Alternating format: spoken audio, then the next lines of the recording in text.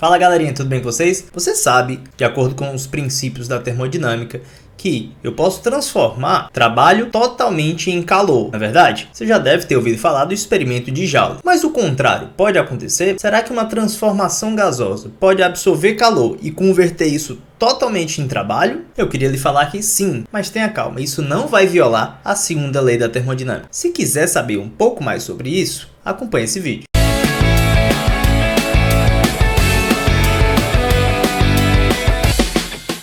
Se você já estudou a segunda lei da termodinâmica, sua cabeça deve estar explodindo. Você deve estar pensando, professor, mas como é que eu posso converter totalmente calor em trabalho? Isso não iria violar a segunda lei da termodinâmica? Vamos entender melhor o enunciado da segunda lei. Para isso, eu quero lhe apresentar o enunciado de Kelvin. É impossível realizar um processo cujo único efeito, daqui a pouco nós vamos entender melhor o que significa único efeito, seja remover calor de um reservatório térmico, lembra o que é reservatório térmico? E produzir quantidade equivalente em trabalho. Ou seja, se eu violar este enunciado, eu posso estar gerando um moto perpétuo de segunda espécie. Professor, qual é a diferença de moto perpétuo de primeira espécie e de segunda espécie? Um moto perpétuo de primeira espécie é aquele que viola a primeira lei da termodinâmica. Ou seja, dentro do processo, em algum momento vai haver falha na conservação de energia. Já os casos de segunda espécie significam que eles vão violar a segunda lei da termodinâmica. Tudo bem? Então, na hora de analisar, é muito importante para uma prova teórica conhecer estes enunciados. Você pode estar se perguntando, professor,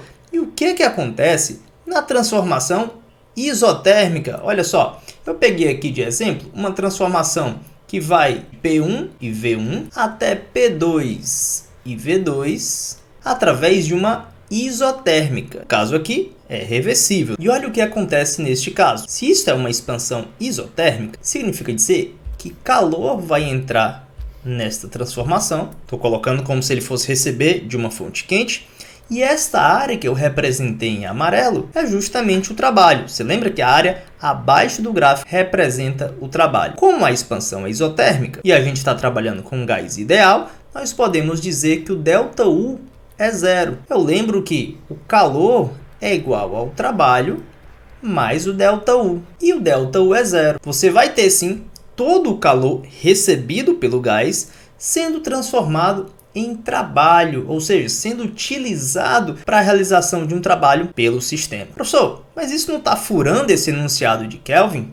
Não. Veja só, aquele pedacinho que eu separei, o único efeito é o grande segredo deste enunciado. Você está, sim, recebendo calor e convertendo toda essa energia em trabalho. Porém, este não é o único efeito. Professor, tem outro efeito? Tem sim. Nós acabamos de modificar o sistema. Olha só, ele sai deste ponto e termina neste ponto. O único efeito está relacionado a processos cíclicos, ou seja, você vai sair de um determinado estado e vai retomar aquele estado. E aí sim nós podemos afirmar que o único efeito daquele processo foi converter calor em trabalho, o que não é verdade. Então, sempre que você tiver situações onde você modifica o estado, é sim possível ter a transformação integral de calor em trabalho. Se a gente violar este enunciado, nós poderíamos garantir a construção de um moto perpétuo, ou seja, o rendimento seria 100%, o que não pode acontecer.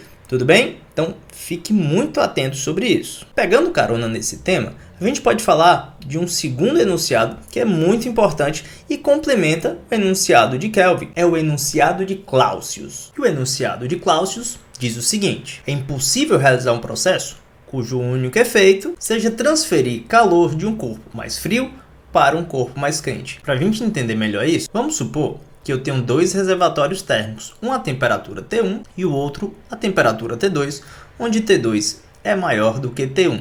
Tudo bem? Eu vou tentar transferir calor deste reservatório de menor temperatura para o de maior temperatura. É possível? Sim, é possível. Veja só, para fazer isso, eu vou utilizar um recipiente com gás e este gás também está a temperatura T1. Ou seja, nós vamos receber calor deste reservatório através de um processo isotérmico. Sendo assim, esse gás vai acabar se expandindo, tudo bem? E aí nós temos uma expansão isotérmica. Em seguida, eu vou cessar o processo e vou realizar uma compressão adiabática, ou seja, sem ter troca de calor com ninguém.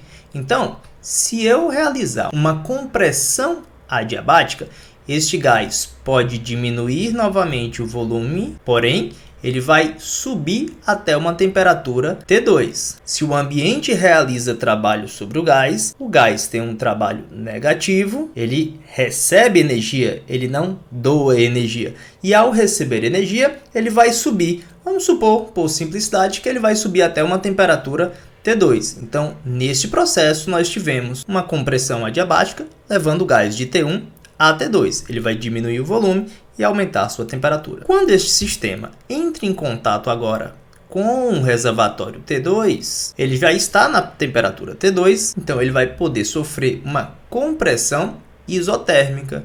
Nesta compressão isotérmica, o ΔU dele não vai variar. Então, se o trabalho é negativo, porque é uma compressão, o calor também vai ser negativo e aí ele vai doar calor. Imagina que ele vai oferecer, então, a mesma quantidade de calor de antes. Ou seja, o que nós tivemos aqui? Eu retirei calor de uma fonte fria e entreguei completamente o calor para uma fonte quente. Professor, então é possível fazer isso? Calma. O enunciado de Clausius afirma que não é possível um processo cujo único efeito seja isso. Professor, mas esse não foi o único efeito? Não foi. Por quê? Porque o gás iniciava a uma temperatura T1 e agora ele está numa temperatura T2, ou seja, nós modificamos o estado final em relação ao inicial. Então, o único efeito desse processo não foi só a transferência de calor, ele mudou também o estado do gás. Então fique muito atento nesses detalhes que, de repente, na prova do ITA, do IME ou em um OBF, pode aparecer um VOF e você não vai cair nessa pegadinha, tudo bem? Bom, se gostou desse conteúdo, curte, dá um joinha, deixe seu comentário embaixo e aproveite também para sugerir novos temas. Compartilhe nas suas redes sociais e se não se inscreveu ainda, essa é a hora. Aperta aí no botão de inscrição e acione o sininho para as novas notificações. Eu vou ficando por aqui, até mais.